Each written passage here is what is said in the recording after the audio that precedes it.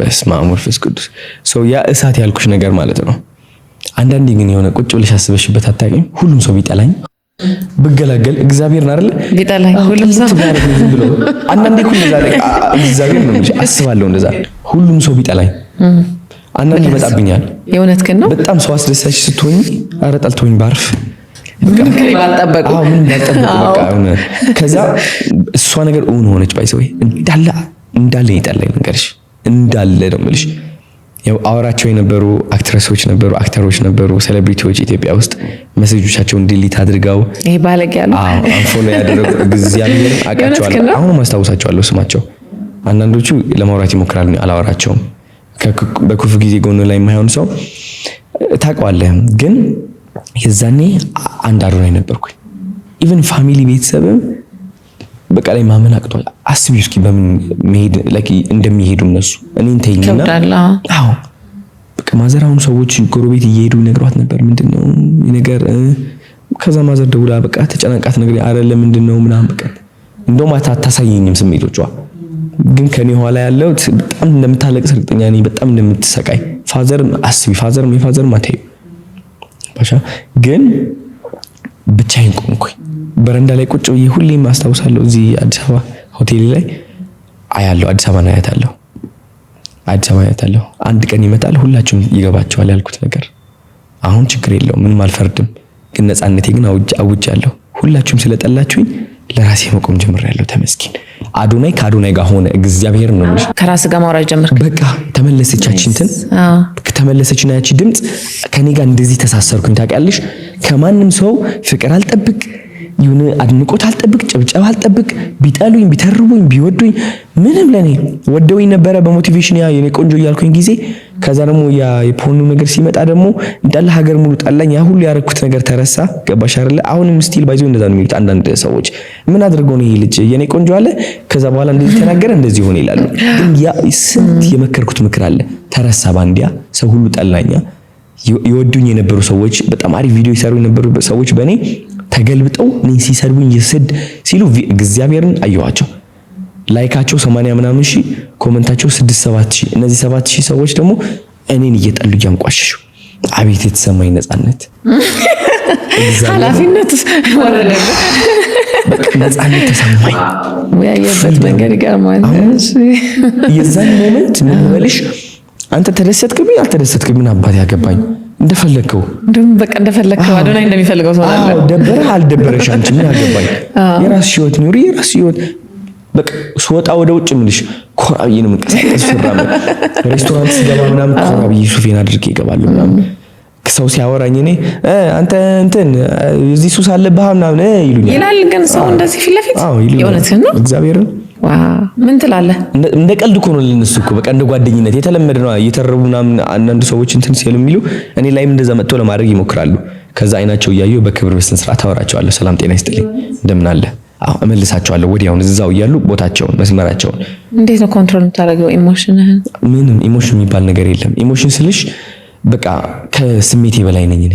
ከዛ ጭንቀት ሐዘን አሸንፈዋለሁ። ሁሉም ነገር ነፃነት ላይ ተዘጋጅተህበታል። ሁሉም ሰው የራሱ ገመና እንዳለው አውቃለሁ። ሁሉም ሰው አውቃለሁ። አይሻለሁ አንተም አያለሁ። ምንም አንባለው ሰው ባይዘው ወይኔ ያለበት ገመና አውቃለሁ። እውነት ለመናገር ዝም እዚህ ውስጥ ነው የሚይዘው። if there's something I already find out አድርጌያለሁ። ሰላም ስላቸው በክብር በስነ ስርዓት ነው። ትልቅ ማሸነፊያ ዘዴ ነው ባይዘው። ከዛ ደግሞ ሰዎች ናና ይሉኝና ስለዛ ይጠይቁኛል። ናና እስኪ ገባሻ ንቀት ነበር በጣም ግን ስቲል ንቀቱን ኢንጆይ አደረኩት። ታውቂያለሽ ንቀቱን ሊቆጣጠረኝ አልቻለም። ከዚህ በላይ ነፃነት ምን አለ? እነሱ ዲስሪስፔክት እያደረጉኝ እያወደቁኝ አሳንሰው እያዩኝ አንተ እብድ እሺ አሁንስ ምን ልትሆን ነው? እግዚአብሔር ስብሰባ ላይ ሄጄ እኮ ነው ምን ልትሆን ነው አሁንስ ተው ምናምን እያለ ምንም ነፃነቱ ውስጤን አውቀዋለሁ። በዛች አለፍኳት፣ ነፃነቴን አወጅኩኝ። ከዛ በኋላ ምን መጣ? ራስን መውደድ፣ ለራስ መቆም፣ ማወጅ፣ ድምጼን ማሰማት። አዶናይ ቆንጆ ነው። ወጥቼ ቲክቶክ ላይ እናገራለሁ። እንደኔ ያለ ቆንጆ ወንድ ኢትዮጵያ ውስጥ የለም አልክ። ኩርት ብዬ በስነ ስርዓት ተናገርኩ። ኩርት ብዬ ማወጅ ጀመርኩኝ። የኔ ቃላቶች የኔ እምነት ትክክል እንደሆነ በስነ ስርዓት አረጋግጬ መናገር ጀመርኩኝ። ምን ተፈጠረ? የጄኔሬሽን ሊደር ሆንኩኝ። ማሚን ፈልጌው አይደለም ሊደር ነች ማምን የሆነ መሆን ፈልጌ ሳይሆን ራሴን መምራት ስለቻልኩ ብዙ ብዙ የታሰሩ ሰዎች ራሳቸውን መምራት ያልቻሉት ሰዎች አትሊስት አሁን እገፋቸዋለሁ ወደፊት ራሳቸውን መምራት እስከሚችሉ ድረስ ገባሽ? እዛ ደረጃ ላይ ነኝ አሁን። ከዛ ሰው አሁን ገባው ሊያወድቀኝ ሞከረ፣ ስንት ነገር ተባለ፣ አልተሳካም አለው። ቀና ብያለሁ፣ ኮርቻለሁ።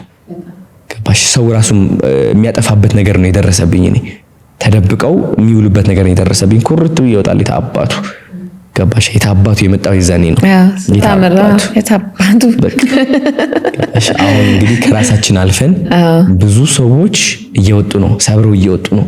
ስግጥ የምትለዋ ደግሞ እዚህ በደንብ ትመጣለች። መሰገጥ ማለት በቃ ለራስ መቆም ነው። እስቲ እናውራት። ስግጥ ፍምስ ሲል አንድ ሰው በቃ ራሱን መሆኛ ነው፣ ራሱን ማሸነፊያ ነው ወይስ እንደው ስግጥ ብሎ መፈመስ ነው? ስግጥ ፍምስ ሲል ብዙ ሰው አንደርስታንድ እያደረገው ያለው ሁለት አይነት አንደርስታንዲንግ ነው የማይበት። አንደኛው ምንድነው በቃ እንደፈለገ ሆኖ አንድ ሰው መታወቅ ነው።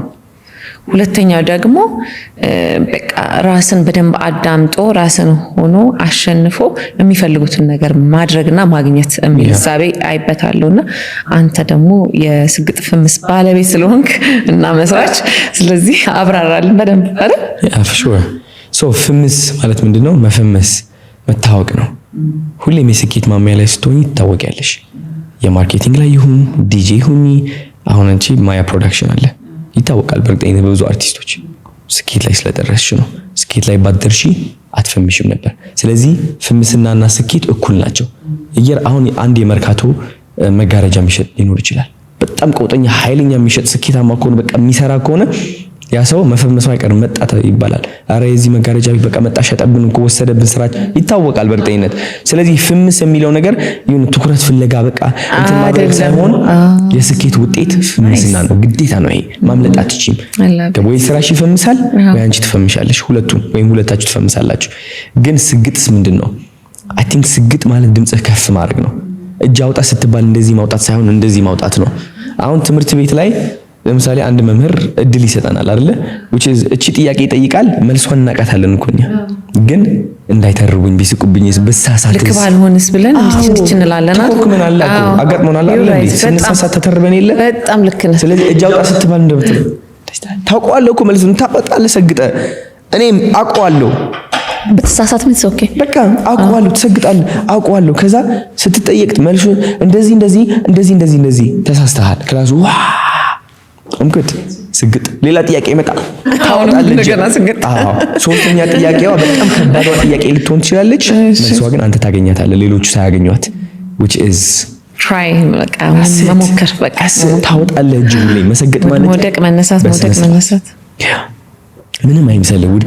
ውድቄቱ ያለ ነገር ነው። ውርዴቱ ያለ ነገር ነው። አይ ቲንክ እንደ ኢትዮጵያ ማለት ነው ውርዴት የሚባለው ስሜት አንቀርበውም፣ እንፈራዋለን። አይ ቲንክ መዋረድ ማለት ምንድነው? የሆነ አረጋዋል ብለህ የማታስበው ነገር ማድረግ which is ሃይማም ከብዶኛል ትንሽ ወደ አንቺ ልመለስና ከዛ መስራት እፈልጋለሁ which is ይሄ መዋረድ ሊሆን ይችላል፣ ለድጋፍ መጠየቅ ሊሆን ይችላል፣ ወይም ደግሞ ወጥተህ በቃ እኔ አንደኛ ነኝ ማለት ለራሱ እኮ መዋረድ እኮ ነው። because አንተ አንደኛ እንዳልሆንክ ያመኑ ጓደኞች ጋር ነው ያደግከው እድሜ ልክህ። ስለዚህ አንተም ለማመን ይከብዳል፣ እነሱም ያዋርዳል። ኧረ በእናትህ አታፍርም እንዴ? ያሙሃል በግሩፕ ሆኖ ትዋረዳለህ። የታባቱ አዋርዱኝ። ስትወርድ ነው ስኬትን የምታየው። ብዙዎቻችን መዋረድን ስለምንፈራ ከፍ ማለትም አንችልበትም። እስኪ እንዋረድ፣ እስኪ ጠጋ እንበልበት። እስኪ እኔ አንደኛ ዶክተር ነኝ ልበል፣ እስኪ እኔ አንደኛ ሞዴል ነኝ ልበል፣ አንደኛ አክተር ነኝ። እኔ አውቀዋለሁ፣ ይህ ነገር አውቀዋለሁ። በቃ ኩርት ብለህ ለራስህ ትቆማለህ። አት ዘ ሴም ታይም ለመማርም ዝግጁ ነህ። ዝም ብለህ በኩራት ብቻ እኔ ነኝ ብለህ እንትን አትልም። ለመማርም ዝግጁ ነህ።